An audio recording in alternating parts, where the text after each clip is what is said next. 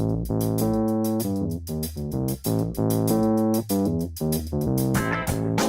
a Fireside Chat, y'all. We're trying something different today. We've got a group of 4 engineers, and we're talking about what's happening in the industry and with all the shift in cloud technology, and what are the skill sets that are going to be needed as we look into the future over the next couple of months. So with us, I've got Chris Marshall, Lee Jolly, and Dustin Kaplan. Guys, so what are the thoughts? Well, there is a lot going on. I mean, we're seeing it all the time that these applications are changing the way that they're designed and just changing the way we interact with them. And as engineers, we're having to kind of adapt with that. And in a lot of ways, these applications are made to be a lot easier to administer. So you'd think that we would be doing less with our skill set, but all it means is we have to adapt our skill set to figure out how to integrate these applications together and do more with this new design methodology. And sometimes it seems like the simplicity doesn't even seem like it's adding, it's not simpler. It may be simpler to consume, but it's not necessarily simpler to actually do something with it or simpler to integrate.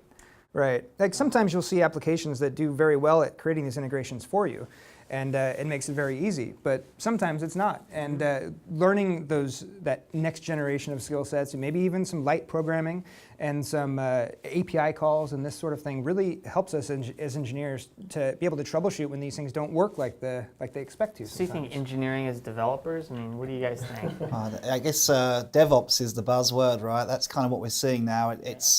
The other one is, I keep on hearing about the full stack engineer, and what does that mean? So, well, I've heard full stack developers that like full stack engineer. Well, I mean, to me, again, all these terms, automation, orchestration, full stack, what does it really mean? It means different things to different people. There's no kind of industry defined vernacular. But to me, at least, I guess the full stack engineer really is taking. So my background has obviously been in networking, but to have that full stack is to have that knowledge of storage, of that data center compute. Then we've got the cloud as well, the AWS, the Azures, and then, as you said, the automation. So the Ansibles, the Puppets, the Chef, and then Python, APIs. I mean, it can be kind of daunting when you hear all of these things, and it's like I say, it's definitely changing, right? My background was always in the CLI, and that's kind of where I feel comfortable. But as I look at products come out now, like we've talked, obviously, Viptela and Meraki, it's that GUI base. It's that these central controllers. That's kind of how we interact with them. And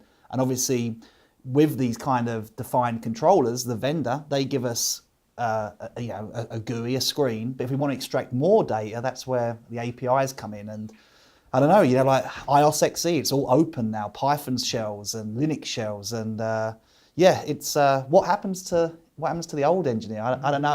I guess that's why we're here. Well, we've always had to learn new skills and develop, and it's just another opportunity there. I mean, if you look at these new interfaces, the way they become so beautiful and nice to use is they don't have very many options in them. So if you want to do more than what's in the GUI, usually the application developers have CLI type access to do more with it, or to repeat that more than once. So even in Windows, we have PowerShell you have to be good at now. You didn't have that 10 years ago. And Power CLI and things for VMware, and there's just still a lot of command line utilities I feel like you have to be good at as an engineer to do things repeatedly. Yeah. So I think that's interesting because some of the messaging that we hear is it's easy, it's in the cloud. It's easy, it's web-based. But it doesn't necessarily mean it's easy. A shift to cloud doesn't necessarily, one does not necessarily equal the other. A shift to cloud doesn't also mean, that an idiot could do it. There's still some sort of semblance of skill and understanding of the technology and the stuff that rides below it. Yeah. You still have to have the knowledge, that foundational knowledge, in order to actually make it work well. Yeah. Yeah, I wonder. I mean, it is that abstraction, right? I hope. My background has always been in kind of, I love that low level, the packet level, kind of looking at those headers. And it is simple when it all works, but when it comes to that troubleshooting scenario, then I'm hoping that it will still be relevant that, to really dig down and look under the covers, our QoS tags, how we're encapsulating layer 2. But certainly, I guess your day-to-day job, that's not what you should be interacting with. That's not the interfaces we're having anymore. Still critical as an engineer. I'm just doing that even this week, going through trying to diagnose issues with a potential issue with throughput to an AWS VPC. and trying to figure out what's going on with that traffic. Is it actually even traversing the VPN? And if it is, what's that traffic look like? It became packet captures. It's still a relevant skill. Yeah. Well, it's still, I mean, just because you're in the cloud, just because you're changing the way the application looks, TCP didn't change, UDP didn't change, the underlying protocols didn't change. So The plumbing is still very much the same, it's right? the same, yeah. Like, yeah.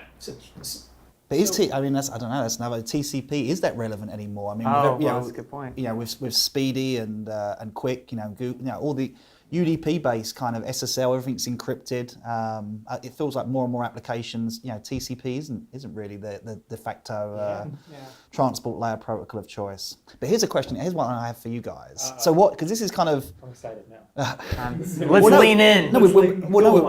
We've heard all these. I've sort of spouted off all these different kind of areas of focus. How are you guys planning? I mean, how does that affect? Traditionally we've kind of done the Cisco certs and we've kind of followed that path. I mean, Cisco has DevNet now, which is obviously getting bigger and bigger at every Cisco Live. I mean, what are you guys? Have you laid out like a training schedule for yourself? Is it Me personally, no. I've been kind of taking it as it comes to a point, and then whenever I get into a product where I feel like I am missing that skill set or that's something I need, then I'll start developing it, but around what I'm doing at the time. Just like the way a lot of people learn, you're not going to retain it unless you have something that you actually need to do with it.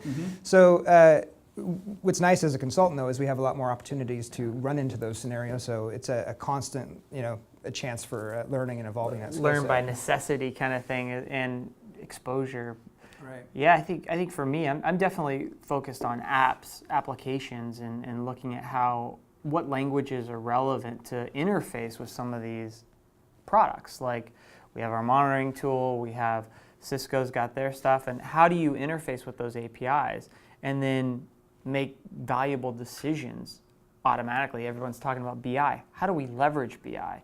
And that's something that as engineers around networking and traditional UC and wireless and all of the stuff that we've been doing, we didn't really have to think how to make it usable from an automation perspective. So I think that's one area that I'm really excited about and looking at. I don't know what you got, Dustin.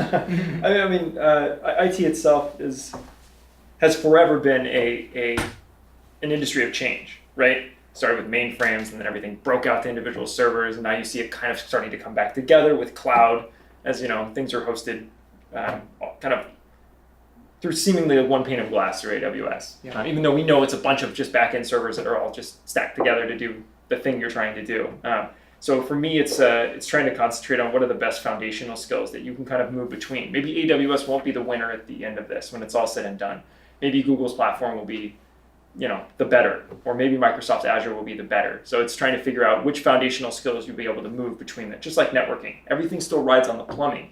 So in the transition to cloud, and as more DevOps become kind of more mainstream and commonplace, it's what skills are you able to foster and build that you can kind of just move around anywhere. I know Ruby, I can stick Ruby in on these platforms, and I can develop against that and do my job that way. So I guess, Chris, what's your answer to your question? Yeah, no, I was hoping you guys could. I mean, that was a good answer. Copy your homework.